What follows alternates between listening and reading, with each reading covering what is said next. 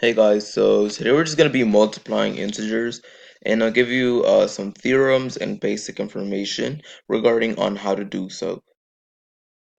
If they have the same signs, the answer will be positive.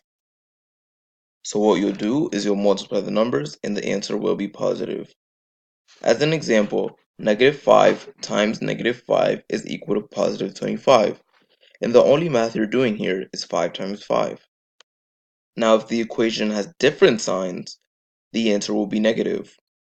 What you do for this is you'll multiply the numbers and the answer will be negative. As an example, positive 5 times negative 5 is equal to negative 25. Once again, you're doing 5 times 5 is 25. Since they have different signs, the answer will be negative. Now let's move on to some examples. Alrighty, so our first example reads 6 times -4. Now let's just multiply as if there was no integer. 6 times 4 is 24. So let's just take note of that. So 24, perfect.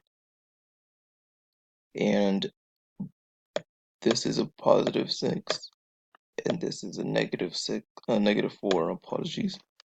And then since both signs are different, your answer will be negative.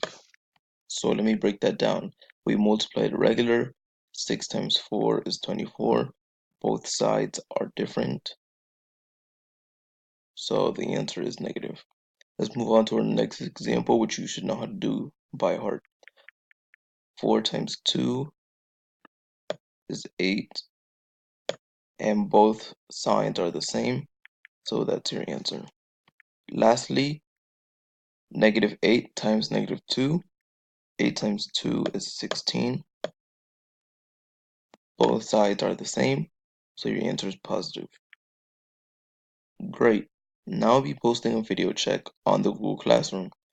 Please be sure to complete it as it is a quiz grade as always. Thank you for watching this video and feel free to send me a message if you have any questions.